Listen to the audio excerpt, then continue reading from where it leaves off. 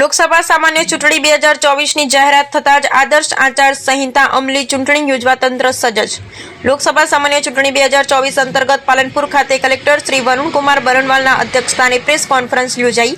ભારતના ચૂંટણી પંચ દ્વારા તારીખ 16 માર્ચ 2024ના રોજ લોકસભા સામાન્ય ચૂંટણી 2024નો વિગતવાર કાર્યક્રમ જાહેર કરવામાં આવતાની સાથે જ આદર્શ આચાર સંહિતા અમલી બની છે, જેને પગલે જિલ્લા વહીવટીતંત્ર ચૂંટણી યોજવા સજ્જ બન્યું છે.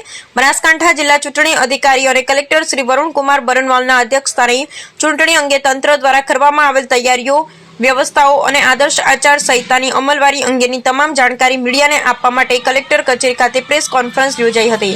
Bureau report Ramjibhai Raigor, crime patrolling news bureau chief, Banaskantha. ભારતના ચૂંટણી પંચ દ્વારા આજે ચૂંટણીનું કાર્યક્રમ બહાર પાડી દેવામાં આવ્યું છે.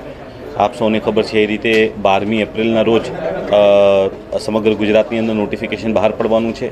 7મી મેના રોજ બધી જગ્યા મતદાન થશે.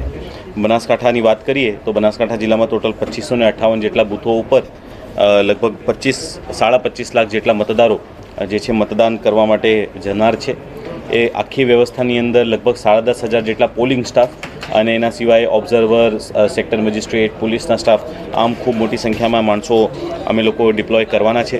આજથી આચારસંહિતા પણ લાગુ થઈ ગઈ છે, તો ખર્ચ નિયંત્રણને લઈને જેટલી પણ ફ્લાઇંગ સ્ક્વોડ્સની team, video viewing team, video surveillance team, એ તમામ ટીમો પણ આજથી કાર્યરત થઈ ચૂકી છે.